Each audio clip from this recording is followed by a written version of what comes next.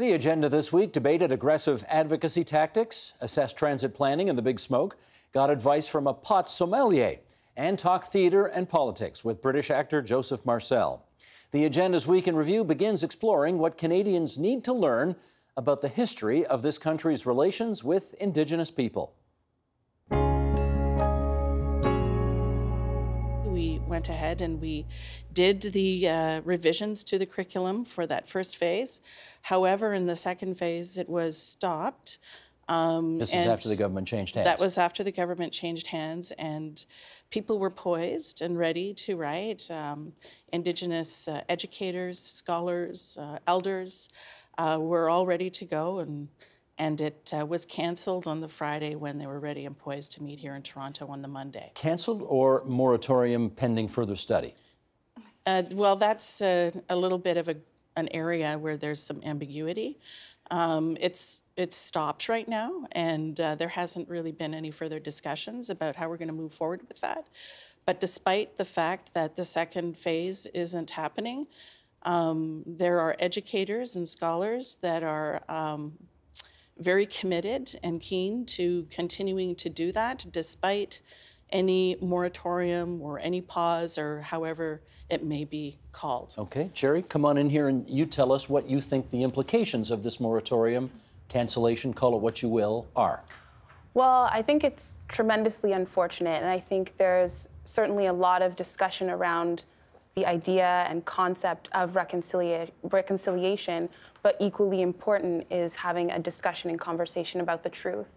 And so by the government's decision to not allow this to continue, hundreds and thousands of students across Canada, and specifically within the TDSB, are not having the opportunity to learn about the truth of this country.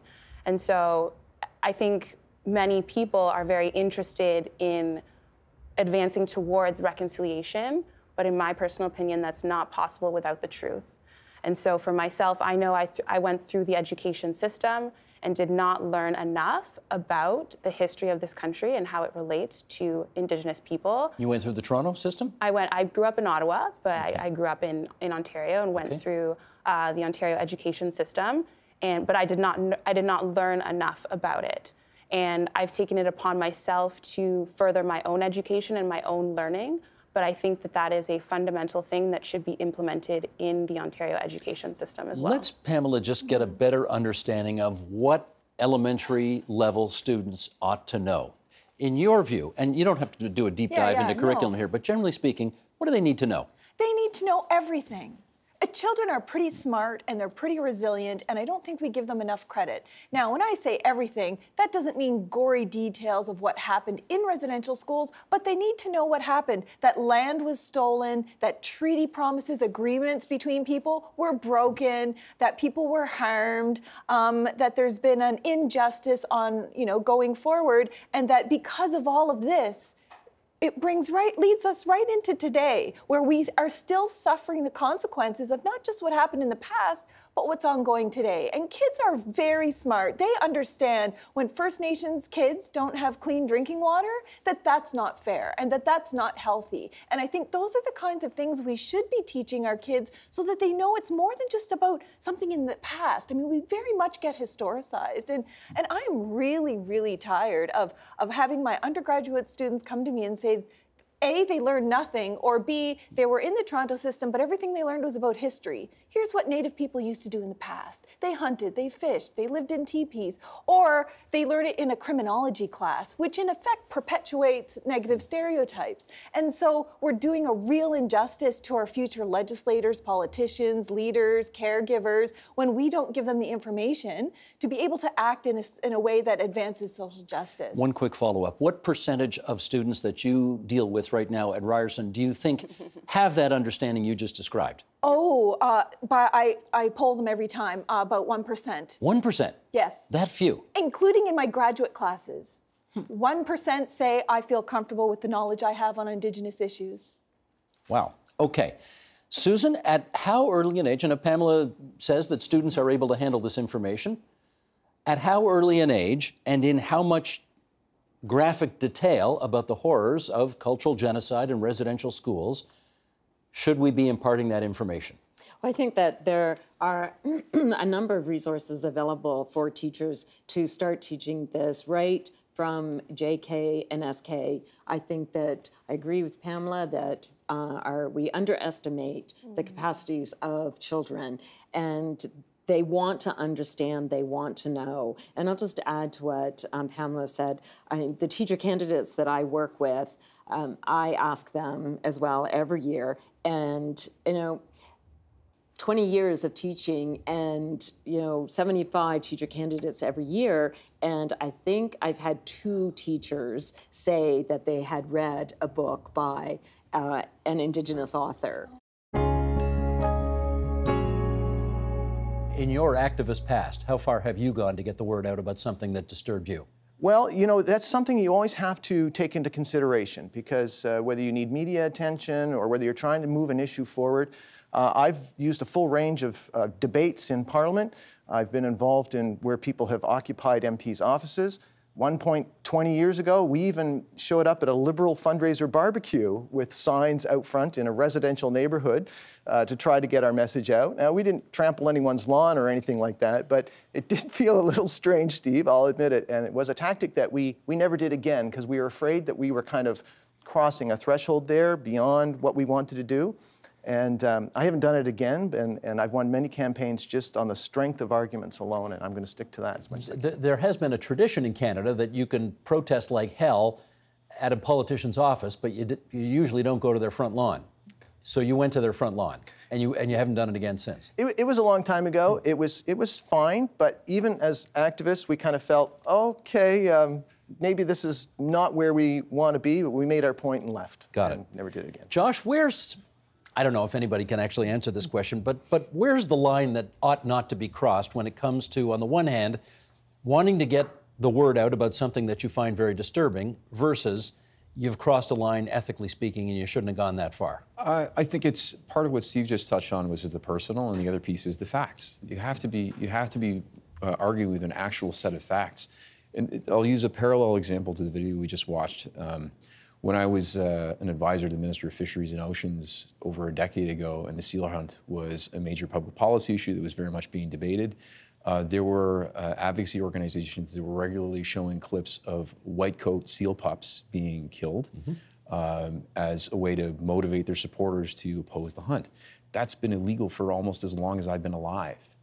So it's an example of the need for us all to apply a lot of due diligence about all the information that we're taking in, to ensure that we're keeping the organizations accountable, and the elements are being argued on the merits of the facts and not being distorted. You worked for the Stephen Harper government. I did. My recollection of that government is that there were the occasional protest against that government, against various policies. I can think of a handful. You can think of a handful. In your view, how many of those protests that you would have seen in your time working for that government would have crossed the line, ethically speaking? I can think of one example where I felt things went a little bit too far, and again, it actually brings back to the seal hunt. And I can think of one where I thought it was where I was actually very impressed with the way it was approached.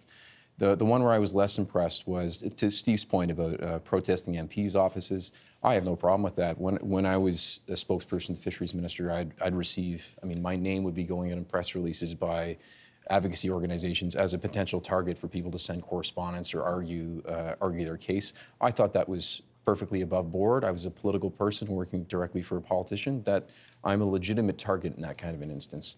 But I remember the public servants who were manning our phones in the minister's office, working 7 to 2 every day on a rotating basis, part-time folks, being inundated with abusive phone calls.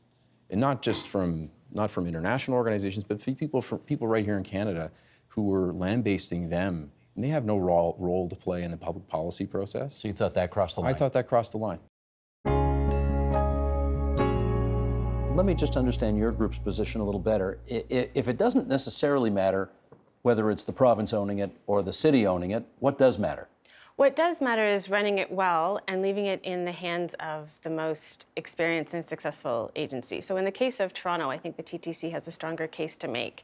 And there's a difference between funding, which of course we do welcome, and ownership, right? So it isn't necessary for the province to upload this, all of the TTC or parts of it in terms of the subway, which is the alleged proposal, in order to fund it better. I mean, we absolutely agree that that is the major obstacle. And in terms of regional planning, yes, that's a need, and we also support that. But that also has to come from sort of the ground up. You can't impose a regional structure on top of a local structure with kind of disregard for it. It really needs to be built out. Yeah, I mean, let me put it this way. The province, of course, has access to more money than the city does. But the way it's always been done in the past is that they just transfer the money to the city after the city's made a decision on what it wants to do. Well, what prevents that from continuing? Well, first off, one of our primary concerns at the board is with respect to the City of Toronto in particular, and this applies to other cities, of course, as they grow. The city faces practical and legal limits on how much it can borrow. And we've had a one-third financing system in this country, and it's been modified a little bit with the last... province, municipality. In terms of paying for these things. And there's an upper limit, candidly, to how much cities can contribute if we keep following on with that model.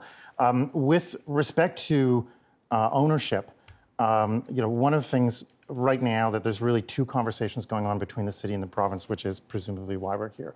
And one of those is a conversation about what happens with expanded transit, and the other is a conversation about what happens with the existing subway lines. And let's put the existing lines aside for a moment. The biggest transit expansion we have underway right now in the city limits in the City of Toronto, Finch West and Eglinton Crosstown, by far the larger of the two. Both are provincially owned lines. Both are provincially funded lines. The province has agreed in the case of Eglinton to let the TTC operate that line. But I'm not seeing a crowd of protesters saying it's disastrous that the province is going to actually own the line and own the stations. Brad. Well, a part of the Eglinton LRT is going to be underground. And so for all intents and purposes... Doesn't make it a subway. And what difference does that make? Is that you still have because the province wants the subways. Sure, and as I said, so we've got a debate now in terms of what happens with new subway lines and what happens with existing subway lines. And if the province wants to come forward and say, for example, as they've already hinted in the lead up to this budget, that they're willing to fund a relief line, but they want control over and ownership over that asset, that is structurally You're fine with that. Not that different from what we're seeing with the Eglinton Cross. Tricia. There is a third part here, right? This isn't only about where do we find the money, this is about who makes the decisions. So this was initially presented to us as you've said, right? That the province is willing to put up money for it, but they want to own it in order for the particular way that they want to capitalize it. But what they've now come forward with in the last week or so with the letters from Michael Lindsay is an indication that actually, no, they also want to make decisions. They want to overturn existing decisions on the part of the city, and they want to be the ones who make the decisions about what we build. What's wrong with that? Well, that's a governance question, and that's not the same thing as funding. And so there's a little bit of slipperiness happening between these, as if there's the same thing, and if we upload it, there are no governance issues. There are governance issues. The Metrolinx Board of Governors is not, or Board of Directors, is not the same in terms of the way it's structured as the TTC Board of Commissioners, which has elected officials on it and has a much greater degree of accountability. Given how new much of this is to so many people, I imagine you run into a lot of myths out there about things. Certainly. Like what, for example? Well, I think one of the most prevalent myths that exist is the notion that cannabis is a gateway drug. So, unlike alcohol, cannabis does not promote disinhibition or irrational decision-making. However, with alcohol, those are elements that we see, and that's actually more conducive to risky decisions. Whereas with cannabis, in fact, I don't really know anyone that uses other drugs or other substances besides cannabis. So the people who say, you start with cannabis today, you're going to be on to cocaine tomorrow and heroin after that, what? I would say that's absolutely not correct. It's a fallacy, and there's a lot of data to support that. Okay. There, again, as we suggested, there are going to be a lot of people watching this right now who have never tried marijuana because it's technically been illegal. Certainly. But they may give it a shot now that it is legal. What do they need to know about it? So I would say the most important thing is really to inform yourself and to explore what outcomes you're looking for. So the first question is, why do you want to use cannabis? Are you using it recreationally or are you using it medically? So once you've established what outcomes you're looking for, the next question is really about what strains are going to be conducive to reaching the outcomes that you're looking for. What do you mean by strains? So when I talk about strains, I mean different types of cannabis. And so they're a product of different growth patterns, and each different strain has different effects. So there's different levels of THC, so tetrahydrocannabinol. There's CBD, cannabidiol, amongst many other cannabinoids that create a full, what's called entourage effect. Entourage effect. So when we talk about entourage effect, we're talking about the intermingling between all the cannabinoids, flavonoids, and terpenoids, which are elements that give cannabis its unique flavor and taste. Can I try this in English for a second? Please. Is this to say, if I want a major, for lack of a better word, if I want a major league buzz, I would do this. If I just want something a little more mellow, I would do this. If I just want something in my brownies, I would do. Is that the kind of thing you're talking about here? So essentially, as a curator for a lot, what we're going to be doing is we're going to be identifying strains to meet various needs and meet various user groups. So for example, if you're a new user with no experience, we would want to gear you towards maybe the newbie pack. So that's likely going to have a number of different cannabis strains with lower doses or lower percentages of THC, such that you can begin to get your feet wet without necessarily getting more intoxicated than you are interested in. Along those same lines, as a lot cannabis curators, we're also going to be identifying other strains to meet various other user groups. There's so much news coming out of the UK right now, and one of the, we're hearing a lot about Brexit, but we haven't really heard very much about Windrush generation. Your family actually moved to the UK during that time, which is the time between 1948 and 1971, and these were people from the Caribbean, and they came to the UK. They were invited to come to the UK because of labor shortages. When the man who is responsible for creating that mistrust, that anger towards non-white people in Britain came to the Caribbean, a man called Enoch Powell, to get West Indians to come to the mother country to help rebuild it after the Second World War. I mean, his recruitment was par excellence. I mean, doctors, lawyers, farm workers, electricians, plumbers, ne'er-do-wells, everybody got a chance to come to rebuild it. And it was a force, a movement that came from not only the fact that, you know, a chance to better yourself. I mean, you can't say that there wasn't self-interest, because there was, but the self-interest was for the children, not for the parents. But they wholeheartedly went to England, went to Birmingham, went to Wolverhampton, went to Edinburgh, went to London, went down to Devon and Plymouth and places to help rebuild it, because England was, London especially, was a bomb site. London and Coventry were bomb sites. And one of the problems is because these were children who traveled on their parents' passports. Yes. And these documents are no longer around. They are no longer So now around. these people are facing deportation, right? Yes, they are. In 1984, 85, Mrs. Thatcher decided that, you know, there had to be a change in citizenship, that being British meant something different to being English. And so that's where it began. A lot of people did not really take it seriously. I mean, it's like, I've got a British passport, I am British, I've lived here for 40 years, I've lived here for 50 years. There were people who were here even before the First World War, I mean, in Britain before the First World War. And they did not think it was important to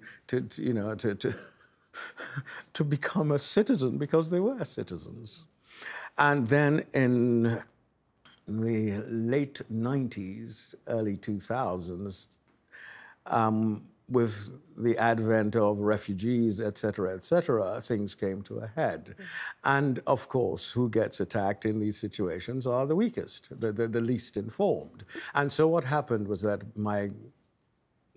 I may have been, but let's say my father and my mother, who had not registered as British citizens in the modern sense, were, if they went off to vacation in our case, it would have been St. Lucia, they would not be allowed back, which meant they lost their life's work.